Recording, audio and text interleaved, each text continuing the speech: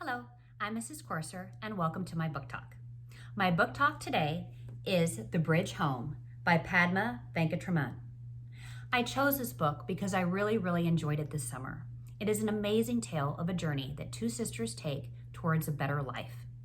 I'd like to read one of the pages to you.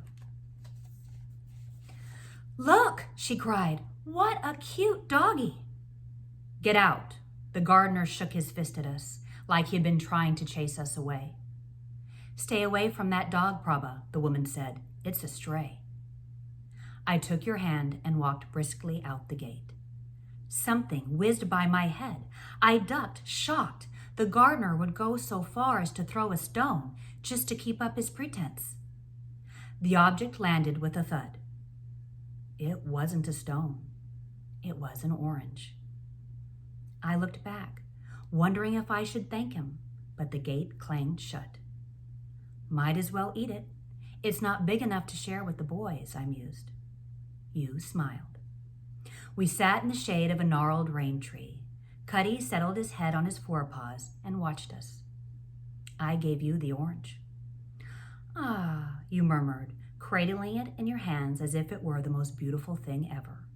You ran the tips of your fingers across its waxy peel.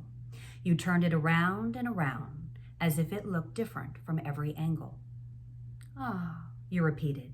You raised the orange to your nose, took a long sniff, and then gave it to me. I took the orange and turned it around just as you had. It glowed like a small, pale sun. I felt its weight, its perfect ripeness, not too soft, not too firm. I breathed in its citrus scent. I started to peel it, noticing things I had never noticed before. How the leathery peel isn't colored the same way all the way through. How the papery sections inside felt like leafy veins. How the pulp is shaped like raindrops. When, at last, I placed a section in my mouth, I could hear it burst as my teeth met the flesh, squeezing the juice out onto my tongue, tart at first and then sweet. Everything else melted away, except for the taste, the smell, the feel of the fruit on my tongue.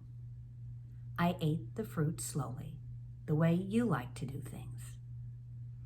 Until then, I had thought it was a sad thing that you were sometimes slower than the rest of us. But that day, I realized that slow can be better than fast. Like magic, you could stretch time out when we needed it, so that a moment felt endless, so the taste of half an orange could last and last. That is one part of this magnificent book that I really encourage you to read. Again, it is The Bridge Home, and thank you so much for joining me.